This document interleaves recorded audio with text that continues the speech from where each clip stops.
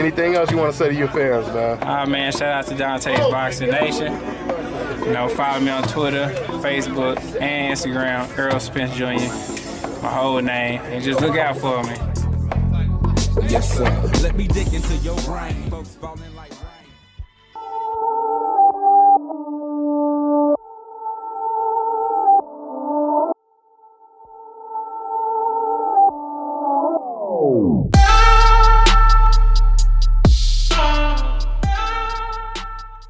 Dante's Boxing Nation, what's going on, guys? So after Errol Spence did his face-off at the press conference with Mikey Garcia, he did an interview with Fred from Barbershop Conversations. And Errol, he explained why he has extra motivation to destroy Mikey Garcia. Let me go ahead and play the interview, and I'm going to come back and give you guys my thoughts. There was an ace high, but by your seating position and the stadium that you're fighting on, you're the ace high of the ace highs. Yeah, I'm always ace high. With the least amount of fights in turn. Can you speak upon your growth in boxing and where you are today? It's just, it's just a beautiful thing, man. Just, knowing where I started and, just being in class and, basically failing because I'm daydreaming about boxing and getting to that level, getting to that superstardom, and now, I'm basically, in the brink of it. So, it's just a beautiful moment of me being A-sided and me fighting on pay-per-view at the Cowboy Stadium. And especially on Fox. It's around March 16th, which is around March Madness time. So just getting that type of publicity and getting, your commercials thrown around before and after NFL games, things like that. That's going to be huge. So, and I'm honored. I can't wait for the fight. I'll be 100% ready. And let's do it. Is there any pressure on you to destroy Mikey Garcia, being that he's moving up, quote unquote, 2 weight classes, although he fought at 140? I try to destroy everybody, but it is some added motivation just because he called me out, and basically, I'm fighting at home at Cowboy Stadium.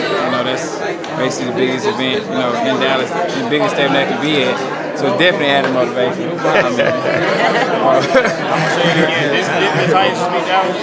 Man, hold on. At the end of the day, we're both gonna be at home watching the Super Bowl. It doesn't matter who won. We're gonna be at the crib on the same couch watching the Super Bowl. People say if it goes 12 rounds, if you win the fight, you're the loser.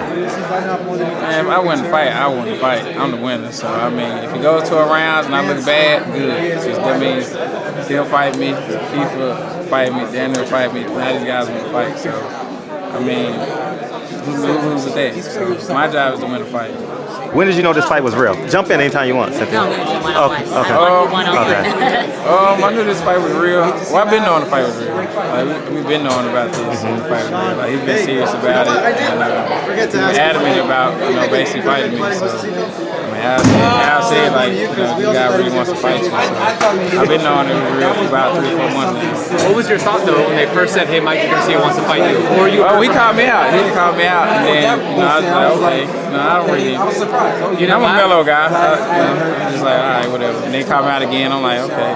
The Robert Easter fight here called me out. I'm like, okay. You stepped in the ring. You had not stepped in the ring, but okay, let's do it then. So, it happens.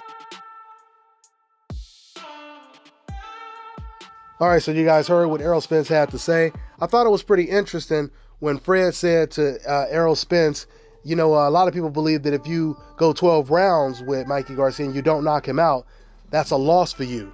And Errol Spence, he answered the question. He said, no, not at all. If I win the fight, it's just that. It's a win. He said, even if I win the fight looking bad, maybe that will give Thurman and Porter confidence to get in the ring with me. And I completely agree with Errol Spence. Look, man, sometimes to understand things in the sport of boxing, you have to put things in a decaf perspective. What I mean by that is reverse the roles. For example, let me ask you guys a question. Let's say Golovkin, he's been calling out Floyd Mayweather forever. Finally, Floyd Mayweather, he bites. Floyd Mayweather comes out of retirement at age 42, and he decides to fight Golovkin at 160, right? Let's just say, hypothetically, Golovkin pulls off the win, but he wins by a split decision. Even though a lot of people feel that Floyd Mayweather got robbed, Golovkin still got the decision. Do you think any of these fans that are going to try to take credit away from Errol Spence if he beats Mikey Garcia. Do you think any of them would have took credit away from Gennady Golovkin? If he beat Floyd Mayweather under those circumstances, if he beat Floyd Mayweather, a small Floyd Mayweather, who was completely at a disadvantage, do you think those fans are going to care? No, because all those fans want to see is Floyd Mayweather's face expression when he loses his first fight, and they want to see the blemish on his record. They don't care how Floyd Mayweather loses or how the opponent beats him. They just want to see him lose. So if you feel that way about Golovkin beating Floyd Mayweather, you should feel the exact same way if Errol Spence is to beat Mikey Garcia. This is the reason why that Hope Insurance is so good for these fighters on the Hope list, because that Hope Insurance, it covers any type of accident. You mess around and you get knocked out, you mess around and you lose, you fail a PED test, etc., etc., etc. Everything is covered. And we know this is an actual fact, because when Manny Pacquiao lost to Floyd Mayweather, his Hope Insurance kicked in and the excuses came in. When Jose Benavidez lost to Terrence Crawford, his insurance kicked in. And you know you must have the Platinum Hope Insurance card when you get knocked out and you're still covered with excuses. I mean, the funny thing is, I'm not even making this stuff up, guys. When I think about it, I can't think of one single fighter that was on the Hope list that lost to a fighter that was on the coincidental list, and there were no excuses for the fighter on the Hope list losing. Once again, you guys have to excuse the roosters in the background. They want to be on this video real bad right now. But with that being said, one thing I will say, there's no doubt about it that this is definitely a more win-win situation for Mikey Garcia. What I mean is, Errol Spence has much more to lose in this fight because he is naturally the bigger guy. He's much taller than Mikey Garcia, and we've seen that today in the face-off.